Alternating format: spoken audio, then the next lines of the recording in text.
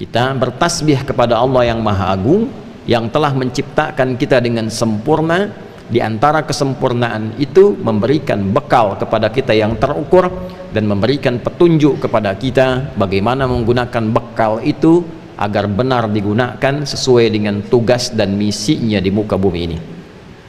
Maka ada di antara kita yang bekalnya dominan pada pengetahuannya, diberikan oleh Allah ilmu dan dia berdoa, Rabbi zidni ilma, ya Allah tambahkan aku pengetahuan. Semakin bertambah ilmu bukan hanya menjadikan kita sebagai manusia yang pintar, tapi tingkat tertinggi dari manfaat ilmu itu adalah mampu mengenalkan dan mendekatkan kita dengan Allah Subhanahu wa ta'ala. Jadi bila ada orang yang semakin pintar tapi tidak kenal dengan Allah, artinya ada yang salah dengan penggunaan bekal keilmuannya itu. Innama yakhshallaha min ibadihil ulama'u. Demikian ditegaskan di Al-Quran surah Fatir surah 35 di ayat ke-28 itu. Innama adatul hasri, huruf pembatas. Sungguh orang-orang yang kenal Allah sehingga merasa takut terawasi, karena takut dan terawasi itu menggunakan seluruh bagian tubuhnya untuk mendapatkan keridhaan Allah. Lisannya takut berbicara yang kotor karena merasa didengar oleh Allah, diawasi Allah. Tangannya takut digunakan pada yang tidak benar, takut korupsi, takut mencuri, takut menipu, takut mencontek, karena merasa dilihat dan diawasi oleh Allah Subhanahu wa ta'ala. Sifat tertinggi kenal Allah sehingga menghadirkan rasa takut pada yang positif itu disebut dengan khasyah. Pemilik khasyah itu ternyata adalah ulama, orang-orang yang diberkahi oleh Allah dengan ilmunya. Tingkat tertinggi ilmu itu adalah mendekatkan diri kepada Allah, yang dengan kedekatan itu dibimbing ilmunya melahirkan perbuatan-perbuatan dan putusan yang bermanfaat. Ada yang diberikan oleh Allah Subhanahu wa ta'ala dengan kedudukan.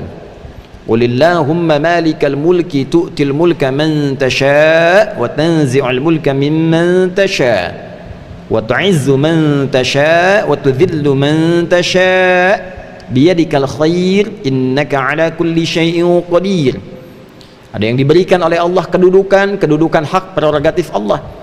Dari yang kecil di masyarakat ada RT, ada RW, naik ke atas jadi lurah, jadi camat, bupati, wali kota, gubernur, sampai dengan ke atas presiden, adalah titipan amanah Allah Subhanahu wa ta'ala, yang dengan itu diharapkan memberikan manfaat, yang mendekatkan setiap yang dipimpin itu dengan Allah Subhanahu wa ta'ala. Ada tanggung jawab di situ.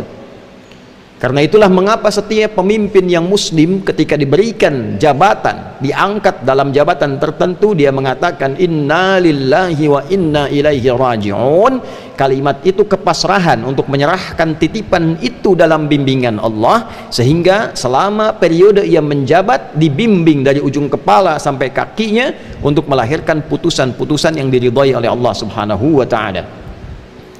Ada yang diberikan oleh Allah Subhanahu wa ta'ala bekal dari harta benda, supaya dengan itu bisa ibadah kepada Allah. Ditingkatkan hartanya, diberikan kelebihan, bukan ingin mengangkat derajat, sekedar disebut dengan sifat duniawi sebagai orang kaya.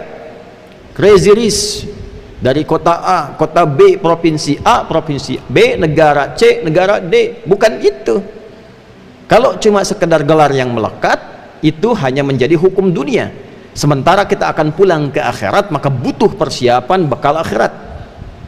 Maka status itu tidak akan bernilai di hadapan Allah sepanjang tidak digunakan bekal itu untuk beribadah kepada Allah Subhanahu wa ta'ala. Itulah sebabnya kemudian ada hukum-hukum yang mengatur harta untuk ibadah.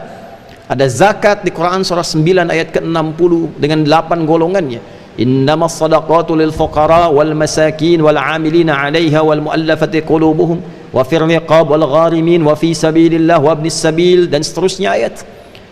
Ada mengajak ibadah keluarga dengan harta supaya keluarga dekat dengan Allah. Wa bima anfaqu min amwalihim, Quran surah keempat ayat 34. Ada melihat kemudian orang tua, kerabat terdekat, anak yatim, orang-orang miskin, Quran surah kedua ayat 215. Yas'alunaka madza yunfiqun qul ma anfaqtum min khairin falil walidain wal aqrabin wal yatama wal masakin wa ibnis sabil. Ada lagi ibadah umum dengan harta untuk kemaslahatan bersama umat yang banyak. Al-Baqarah ayat 261. Bisa infak untuk sekolah, untuk pesantren, untuk jalan, untuk kehidupan. Mathalul ladzina yunfiquna amwalahum fi sabilillah kamathali habbatin ambatat sab'a sanabil fi kulli sumbulatin mi'atu habbah wallahu yudha'ifu liman yasha'u wallahu wasi'un alim. Ada yang keempat, diberikan tenaga, bukan untuk disebut sebagai orang paling kuat di bumi, orang yang tenaganya paling ekstra, bisa mengangkat beban di luar kadar kemanusiaan biasa, bisa berlari melebihi kecepatan singa misalnya. Bukan status ini yang ingin dibanggakan. Apakah tenaganya bisa digunakan untuk ibadah? Lihat bangun malamnya, lihat bacaan Al-Qur'annya, lihat tilawahnya, lihat puasanya. Jangan-jangan siangnya sibuk, paginya sibuk, malamnya pun tak mampu bangun. Innalaka fin nahari sabhan tawila. Sungguh pagimu sampai menjelang malam itu sibuknya luar biasa.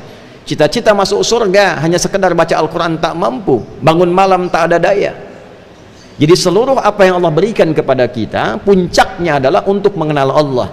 Inna fi khalqis samawati wal ardi wa ikhtilafil laili wan nahari la ayatin li ulil albab الذين يذكرون الله قياما وقعودا وعلى جنوبهم ويتفكرون في خلق السماوات والأرض ربنا ما خلقت هذا باطلا سبحانك فقنا عذاب النار.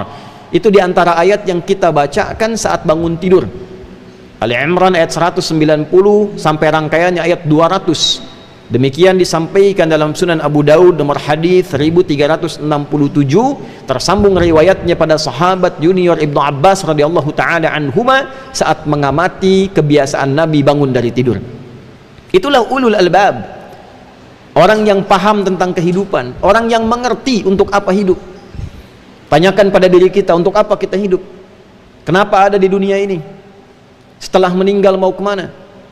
Nah, maka orang-orang yang paham tentang esensi hidup disebut dengan ulul albab. Dia mengerti bagaimana cara hidup dan dia gunakan bekal hidup yang telah dia ketahui untuk beribadah kepada Allah. Tinggal memilih.